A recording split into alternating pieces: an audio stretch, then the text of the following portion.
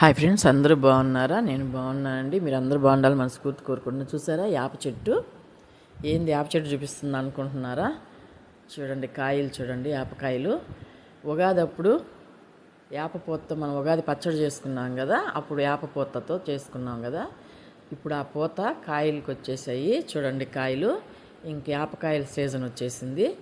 ఇంక ఈ యాపకాయలు రాలుతాయి, పండిపోయి బాగా రాలుతాయి.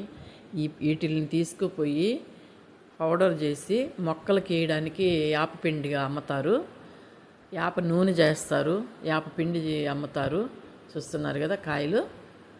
చూడండి, ఉగాదికి మనం పూత కోసుకున్నాము, ఇప్పుడు ఈ కాయలు కోసుకుంటారు. చూస్తున్నారు కదా, ఈ కాయలు పచ్చివి, ఇంకా పండాలి.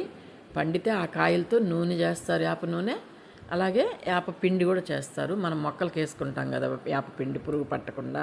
చూడండి కాయలు, పచ్చి కాయలు వచ్చేసాయి. బాగా కాయలు వచ్చేసి చెట్లు నిండా ఉన్నాయి, ఎక్కడ పెట్టిన యాపకాయలు. చూడండి పండుతూ ఉన్నాయి ఇప్పుడిప్పుడు. చూడండి, ఇది కూడా మంచి ఔషధ గుణాలు కలిగిన చెట్టు కదా యాప చెట్టు. ఎవరికి తెలియంది ఏం కాదు. ఈ గాలి పీల్చుకున్నా కానీ మన ఆరోగ్యానికి చాలా మంచిది. గాలి పీల్చుకున్నా మంచిది. ఈ ఆకులతో కూడా మంచి ఉపయోగాలు ఉంటాయి. వీడియో నచ్చుంటుంది అనుకున్నా. లైక్ చేయండి, షేర్ చేయండి.